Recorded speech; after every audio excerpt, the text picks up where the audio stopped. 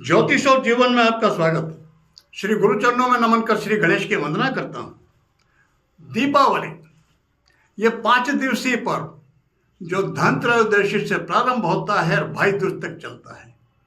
क्या है इन 5 दिनों की व्यवस्था, क्या इनका अलग अलग पूजन का विधान है, क्या महत्व है, जन सामान्य इनका 5 दिनों को क्या करें, किस तरह लाभ ले सकते हैं, चर्चा करते हैं आज की वीडियो में इसी विषय के ऊपर। धनतेरस, इस धनतेरस को, इसका नाम धनत्रयोदशी, इसको धन से ही जोड़ दिया गया। और आज के दिन सोने के सिक्के, आज के समय में कार, गाड़ी, इलेक्ट्रॉनिक टीवी आदि के सामान हैं, चांदी के सिक्का, बर्तन आदि खरीदना यहीं तक सीमित होकर रह गया। वास्तविकता क्या? वास्तविकता एक मूल रूप से ये भगवान धन्वंतरि की जयंती है। धन्वंतरि वो आयुर्वेद के प्रणेता हैं। वो एक स्वस्थ जीवन, दीर्घायु जीवन, इसके सूत्र किस में मिलते हैं? आयुर्वेद में। उसके प्रणेता हैं वो। हमारे क्या कहते हैं? पहला सुख निरोगी काया। तो प्रारंभिक किससे हुआ? धनत्रयोदशी, धन्वंतरि जयंती से। तो धन्वंतरि, धन का महत्व अपनी जगह, लेकिन सबसे बड़ा धन तो है स्वस्थ शरीर। उससे बड़ा धन कोई हो नहीं सकता। इसलिए यदि हमारा शरीर स्वस्थ है, हमें प्रयास करना चाहिए कि ये किस तरह स्वस्थ बना रहे। और स्वस्थ बना रहने के लिए कुछ तो हमें प्रयास करना ही होगा, कुछ व्यय भी करना होगा, तब जाकर के इसका स्वास्थ्य स्वस्थ बना रहेगा। ये इस महत्व को इंगित करता है, ध्यान इस पर देना चाहिए। सायंकाल आज से, धनत्रयोदशी से ही दीपक लगना प्रारंभ होते, दीपक लगाना चाहिए। आज के दिन संध्या काल में यम को दीप दान किया जाता है, अकाल मृत्यु से बचने के लिए, कि कामना से प्रार्थना करके यमदेव से। और आज के दिन ही, धनत्रयोदशी के दिन ही शाम को जहां पर केश रखते हैं हम, उस स्थान का सामान्य रूप से पूजन करके वहां यक्षराज कुबेर देव का पूजन करना चाहिए। वो कोषाध्यक्ष हैं देवताओं के, तो कोष के अधिपति हैं वो। तो आज के दिन, धनतेरस के दिन, वहां पूजन करना चाहिए। दूसरा दिन रूप चौदस बोलते हैं उसको, रूप चतुर्दशी। क्या कारण है उसका नाम रूप चतुर्दशी? क्यों? स्वस्थ शरीर तो है, लेकिन उस स्वस्थ शरीर को व्यवस्थित भी करके इस तरह से रखना चाहिए, हमें उसकी साज संवार भी रखना चाहिए।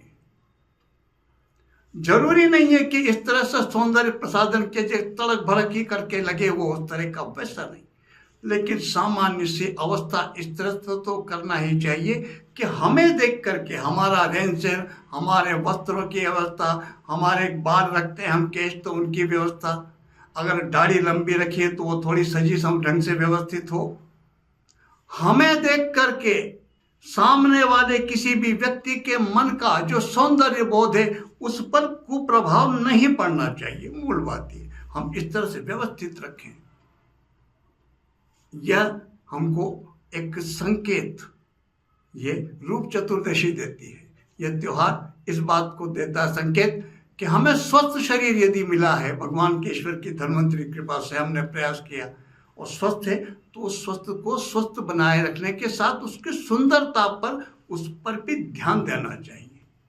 ये नहीं कि कैसे, कई देखे होंगे व्यक्ति आपने जीवन में जिनको शारीरिक दृष्टि से वो अच्छा रंग रूप है, उनका शरीर सौष्ठववादी ठीक है, लेकिन व्यवस्थित रूप से नहीं, ढंग ढंग से वस्त्र पहनने का कोई उनका वो नहीं है। किसी भी तरह का ये नहीं देखते कि भाई दूसरे का क्या सोच के क्या लगेगा, क्या नहीं लगेगा। कई व्यक्ति देखे होंगे, हम किसी भी निमंत्रण पर जाएं, किसी के बुला के, किसी चाहे फंक्शन, शादी ब्याह का हो, जन्मदिन की पार्टी, विवाह की, कैसी भी, उसी व्यक्ति के यहाँ जाने पर हमारी व्यवस्था ऐसी होनी चाहिए, वस्त्र आदि की, महंगे ही हो जरूरी नहीं, तड़क भड़क वाले कोई आवश्यक नहीं, लेकिन साफ सुथरे बिल्कुल सलीके से हों।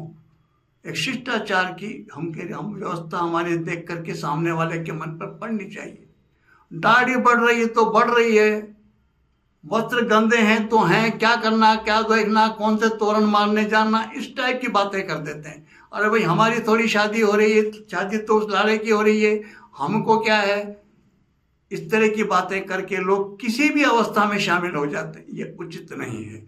तो रूप चतुर्दशी वो इस बात का संकेत करती है कि स्वस्थ शरीर है हमारा, स्वस्थ जीवन है, तो हम उसको व्यवस्थित भी ढंग से करके चलें। तीसरे दिन आती है वो दीपावली, लक्ष्मी पूजन प्रधान है वो।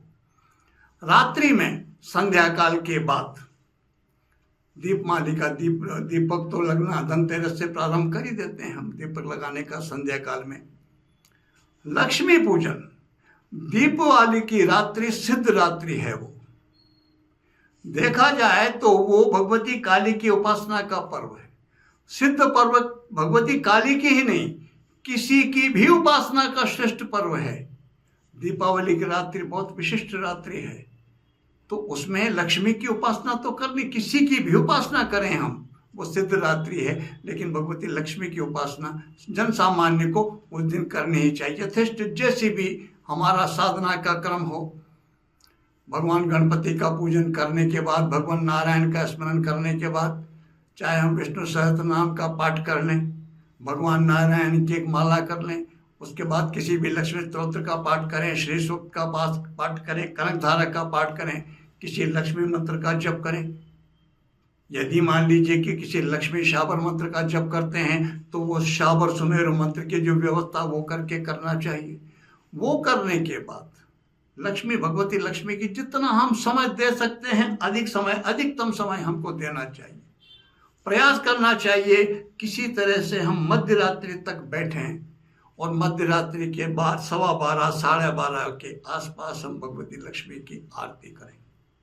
पूजन हमारा तब समापन उसका कब हो, रात्रि में 12:15 बजे के बाद।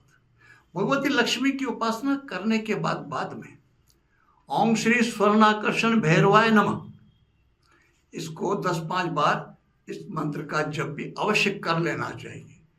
दीपावली की रात्रि प्रधान ये भगवती लक्ष्मी की उपासना के लिए। उसके बाद फिर दूसरा दिन गोवर्धन पूजा।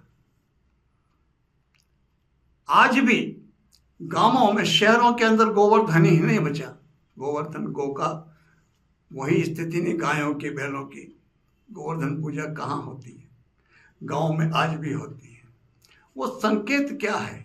एक समय था, भारत हमारा कृषि प्रधान देश रहा है और कृषि का सारा आधार बैलों के ऊपर, गायों के ऊपर, उन पर निर्भर था। खेतों की जुताई बुआई बैलों पर होती थी, गायों से होती थी। तो ये धन माना गया है।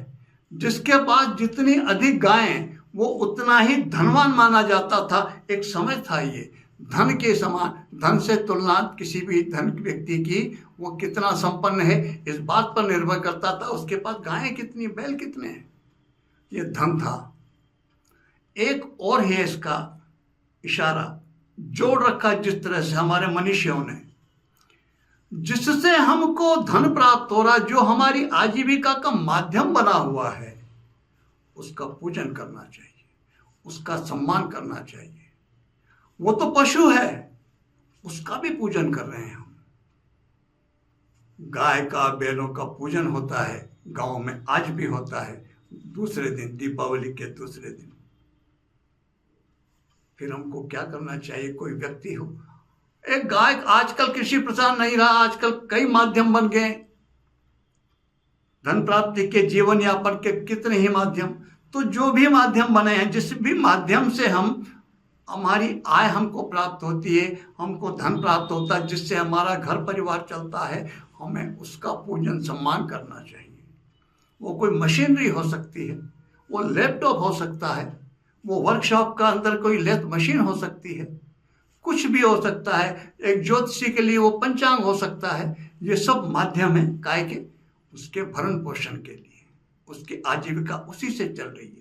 एक समय था जब आजीविका का अधिकांश व्यक्तियों का संबंध किससे था? कृषि से, गाय बैल से। आज बदल चुकी परिस्थिति। तो जिसके माध्यम से हमको हमारा परिवार चलता है, हमारा भरण पोषण होता है, उसका पूजन करना चाहिए, उसका सम्मान करना चाहिए। गाड़ी घोड़े हैं, ट्रक आदि हैं, बसें हैं, कुछ भी हैं, इनका पूजन होना चाहिए, वो सम्मान दिया जाना चाहिए। हमने पशुओं को भी दिया, वो इंगित करता है, ये संकेत है, वो पूजनीय है हमारे लिए। ये किस दिन? दिवाली के दूसरे, जिसको हम गोवर्धन पूजा जिस दिन करते हैं, उसके दूसरे दिन भाई दूज। वो क्या इंगित करता है? कई परिवार के सदस्य होते हैं हमको, जो सामाजिक मान्यताओं परंपराएं हैं हमारी, बहनों की, बेटियों की शादी विवाह हो जाती हैं, वो दूसरे घरों में जाती हैं। कहानी लक्ष्मी की, विष्णु की, राजा बलि की बहुत सारी कथाएं सुनी जाती हैं। हम तो आज के जो हम कर सकते हैं उसकी बात करें, और वो ये करना चाहिए, या तो अपने घर बुला या वहाँ चले जाएं। वैष्णव परंपरा क्या है? आज के दिन, रक्षाबंधन के दिन बहन आती है भाई के घर, दीपावली के दिन, भाई दूज के दिन भाई जाता है बहन के घर। तो आने जाने से पारिवारिक रिश्ते, जो स्नेह प्रेम है, वो बना रहता है, वो सामंजस्य बना रहता है। ये बनाए रखने के लिए ही ये पर्व भाई दूज की व्यवस्था जुड़ी हुई है। हमको इसको भी, इसका निर्वहन भी उसी तरह से करना चाहिए। ये सामान्य सी व्यवस्था जो हमको इन 5 दिनों को, जो जिस तरह से हम रंग उत्साह एक पर्व के हिसाब से मनाए, त्योहार के हिसाब से मनाए, ये 5 इस तरह से व्यवस्था, धनतेरस से लेकर के भाई दूज तक इस तरह से व्यवस्था करके देखें। भाई दूज के पहले, दीपावली के बाद दूसरे दिन, दीपावली पे प्राय हम जो भी कुछ पूजन करते हैं, विसर्जन तो कर लेते हैं सवेरे से पहले। दीपावली की रात्रि में भगवती लक्ष्मी को पूजन किया हमने। एक हम कनक धारा का पाठ करने के बाद कई तरह के स्तोत्र हैं, पाठ करते हैं, चढ़ाते हैं, कुछ भी आंवला, कमल गट्टे आदि चढ़ाए जाते हैं। कमल का फूल अवश्य चढ़ाना चाहिए भगवती लक्ष्मी को। दीपावली की रात्रि में कमल का पुष्प, कमल वाहिनी है, वो अवश्य चढ़ाना चाहिए।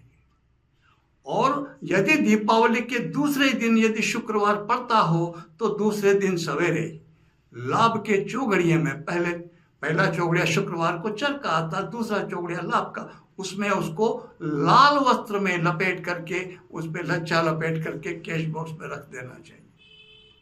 हमने जो कमल गट्टे आंवले चढ़ाए हैं, उनमें से 1, 2, 5, 7 कितने भी वो रख करके, उन्हें भी लाल वस्त्र में लपेट के पोटली बना करके रख लेना चाहिए। बाकी शेष को हम अलग से, कुछ भी आंवले को हम खाने पीने में काम में ले सकते हैं, कमल गट्टे को हम सब भी रखे जा सकते हैं। पिछले वर्ष का जो भी रखा हुआ है, कमल के फूल जो भी कुछ हैं, उनको निकाल देना चाहिए, और उनको पूजन की सामग्री जो हम ठंडी करते हैं उसके साथ ही बहते नाले में, कुएं में, कहीं पर भी ठंडे कर देना चाहिए। और ये व्यवस्था हमें कर लेनी चाहिए। लक्ष्मी, भगवती लक्ष्मी को कमल का पुष्प बहुत प्रिय है, तो ये छोटी सी व्यवस्था हम करके देखें। हम ये करके देखेंगे, भगवती लक्ष्मी की सहज कृपा, सहज सी व्यवस्था है, ज़्यादा नहीं। हमारे पूर्वजों ने इनके गुण धर्मों को परखा, समझा, और इनको इस तरह हमारे पारिवारिक उन जो रिश्तों में, हमारी जो परंपराएं हैं, त्योहार के जो संबंध हैं, रिश्ते हैं, जो भी नियम हैं, उनके साथ जोड़ दिया। हम उनका सहज से पालन करते हैं, तो सहज से ही, सरलता से उनके लाभ हमें मिलते रहते हैं। धन्वंतरी भगवान धन्वंतरी आप सबको स्वस्थ और दीर्घायु प्रदान करें, शतायु प्रदान करें। आप सबको भगवती लक्ष्मी की कृपा सदैव संपन्न और सुखी भगवती लक्ष्मी 8 स्वरूपों में आप सब पर कृपा करें। इसी प्रार्थना के साथ मैं आप सबको नमन करता हूँ। नमस्कार।